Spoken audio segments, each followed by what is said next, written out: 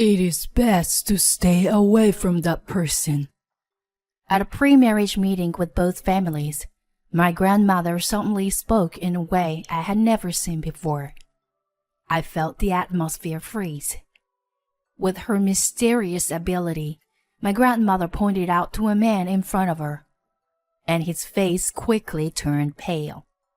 This person has many dark spirits attached to him. My grandmother certainly said that. This is a story about my grandmother and her mysterious ability.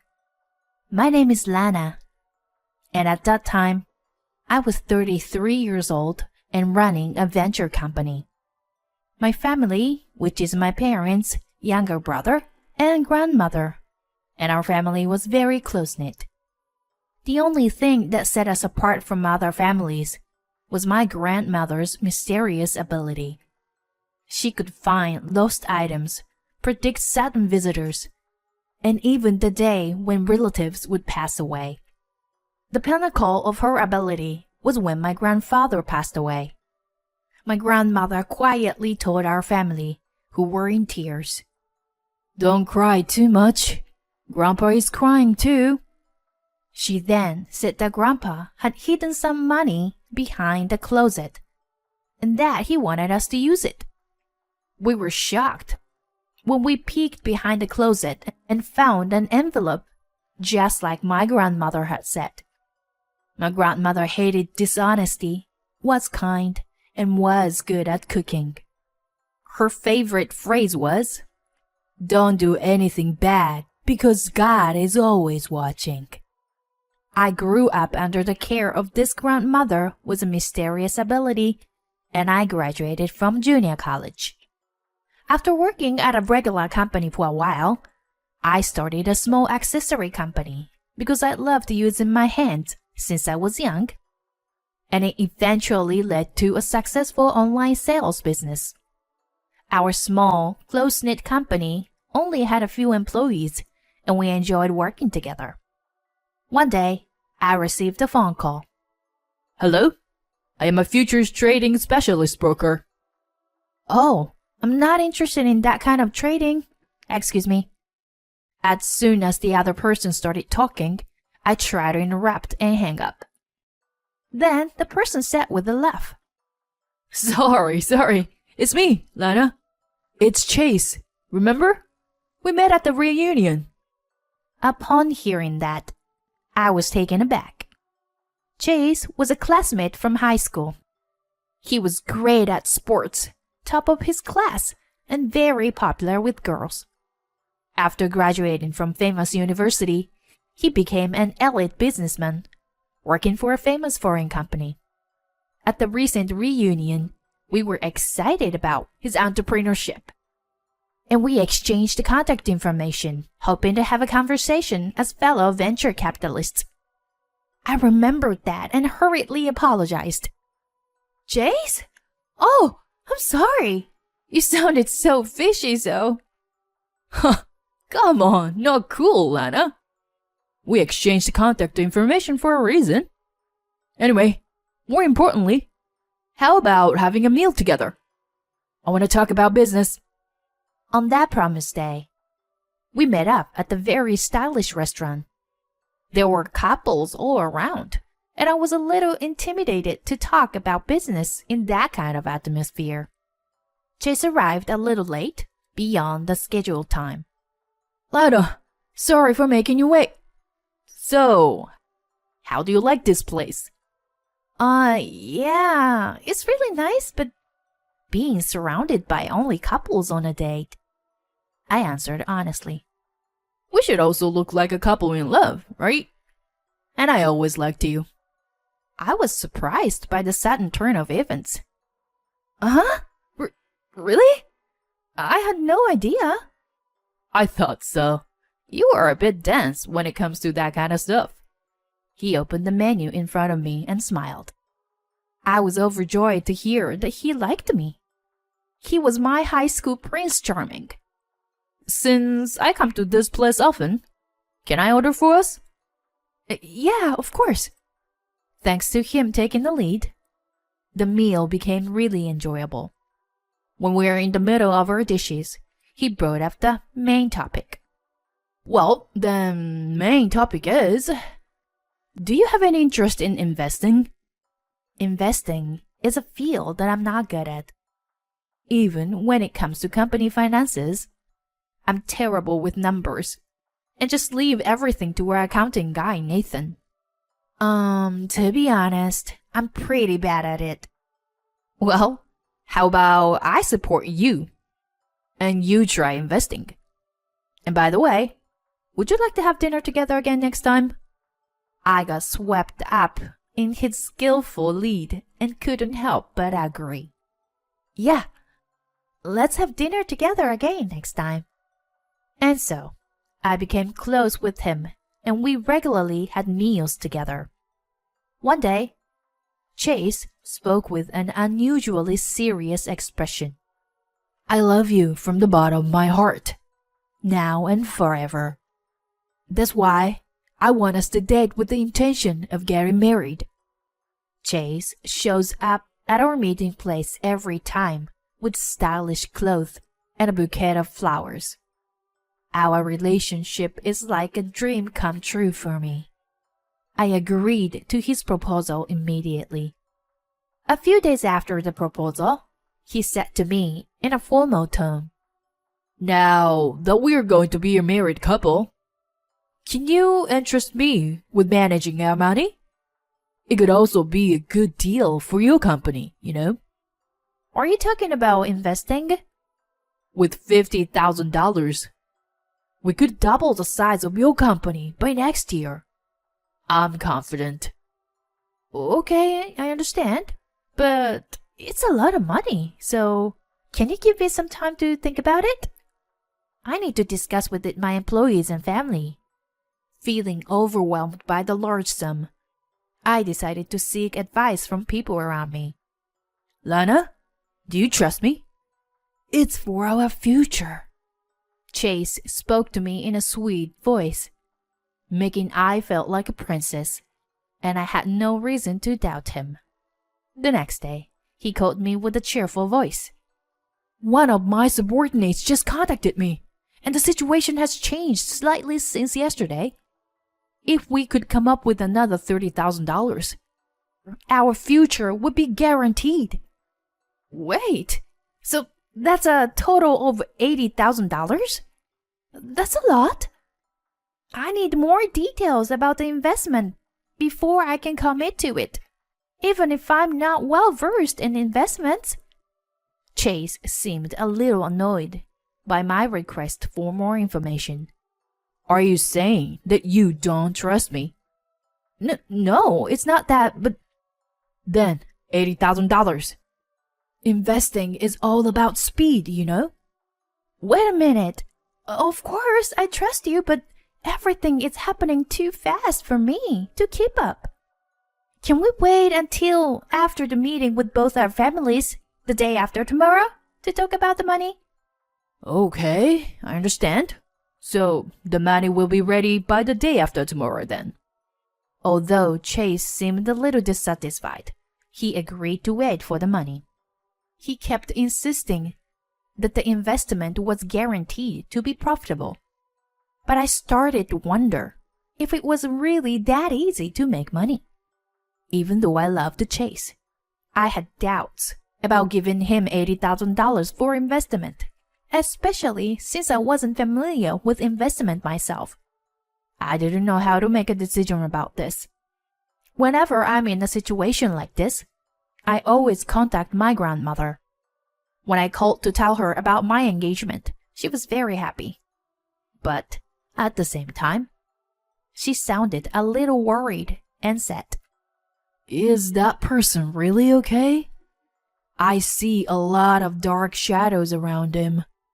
Hearing my grandmother's voice made me suddenly realize that I might be doing something foolish because of Chase's sweet looks. Would a boyfriend really demand such a large sum of money out of the blue? Many questions started to rise in my head. I also mentioned to this Nathan, our accountant, who is very knowledgeable about investments, and he was surprised. even if you love that person, you should stop investing. The risk is too high. There are even scams like that. When he mentioned the word scam, I couldn't help but shudder. It was because the words dark shadow my grandmother said and the word scam were linked in my mind. From that moment on, my love turned into suspicion and anger. I decided to investigate the truth of the matter and waited for the meeting between both families. On the day of the meeting, both families gathered at a luxury hotel in a neighboring town. After introducing our families, my grandmother solemnly spoke in a way I had never seen before. You should stop seeing this person. The man right next to you is angry. The atmosphere of the room became tense. My grandmother slowly pointed to Chase's shoulder and whispered. Chase was losing his words at the sight. What are you talking about? Then my grandmother continued. Not only the man, but also the woman next to him is angry. I can see a lot of anger. And then, someone who wants to take you down will be here soon. Chase's face turned pale, and he began to panic, trying to stop my grandmother's words. Shut up! No, I mean, maybe she's just mistaken about something. Then my grandmother turned to Chase's parents and said, It seems that both of you are in dire need of money. First of all, does the male person over there have a current illness? You should go to the hospital immediately. Then Chase's father's face darkened and he said, Actually, since last year, I've been having stomach problems. God is watching, so go to the hospital before deceiving others.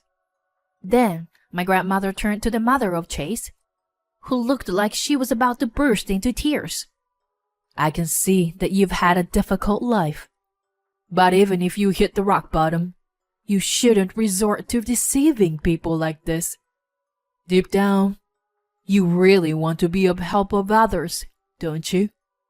Upon hearing this, the woman broke down in tears and said, I'll continue working as a nurse.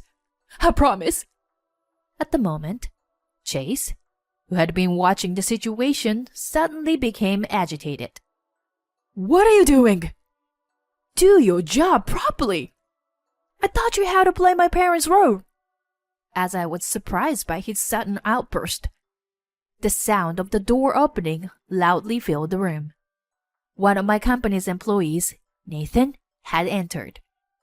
We have done some investigating on you, sir. We found it suspicious when we heard about the investment offer from Lana. Nathan then opened a file containing the result of his investigation. Who are you? An outsider? What are you talking about? Shocked by his loud voice, hotel staff rushed in. Get out! All of you, who have nothing to do with this. Someone, remove this man from here. My grandmother then spoke up saying, See? I told you. Someone who is inconvenient for you shows up. What did you say, you old hag? Witnessing his true nature, Nathan yelled, Lana, don't be fooled by this man. This is a scam. What did you say? Don't say stupid things. Still trying to defend himself, Nathan exposed Chase's wrongdoing by showing articles and copies of SNS posts he found on the internet about the fraudulent investment company. Then, my grandmother calmly mentioned the name of a certain bank. You are keeping the money you took by deceit in the United Bank, right? The account number is... My grandmother even went as far as to reveal the account number. Nathan raised the memo with the account number on it and breathed heavily. I'm going to the police now. Come with me. Please, stop that. I'll apologize for everything. Can you explain what's going on? I asked in a menacing voice, and Chase started confessing while still bowing down on the ground. The investment was real at first. I had confidence in my investment because I had been working for a foreign company for a long time. And I thought if I could make money, I could face my wife, who looks down on me. What? You had a wife? I was stunned by his absurd story. My wife has only lived a wealthy and luxurious life because her family is rich. She's extremely extravagant with money, and I've always been looked down upon by her for being concerned about money. If this investment had gone well, I wouldn't have had to worry about what she said, and everything would have worked out. Listening to Chase's selfish confession, I calmly continued. In other words, you were planning to steal my money and ran away. Is that right? And your parents are also fake. I wondered if they had taken on the role of his parents for the job. And the two of them immediately bowed down on the spot. Disgusted, I had nothing to say to these three and left the scene. Later, his story was featured on the front page of the newspaper. It was only natural for the police to get involved since he had caused so much trouble. It seems that the police had already begun the investigation when Nathan rushed to the police station with the evidence. Days later, I thanked Nathan for warning me again. Thank you for letting me know, Nathan. I was completely deceived. I thought I met a perfect guy, but it was all a lie. As I lamented, he spoke boldly to me. Lana, let's eat something delicious when you feel like this. Let's go get some food. He's serious and awkward, but he thinks of me more than anyone else. He is my now husband. Since that day, I thought I would never have a love affair again, but it was different with Nathan. I had a vague feeling that he really cared about me. Then one day, Nathan suddenly said to me, Lana, can you introduce me to your grandmother? And if there is no problem with me, will you marry me? I was surprised by this sudden proposal, but he didn't back down and insisted on meeting my grandmother. I had been cautious about love, but if my grandmother said it was a bad idea, I would quietly back off. So I agreed to introduce him to my grandmother. And my grandmother said, Oh, he is the one. He will be your husband. What? I was taken aback. But my grandmother's words became decisive, and I decided to marry him. Now, I am happy.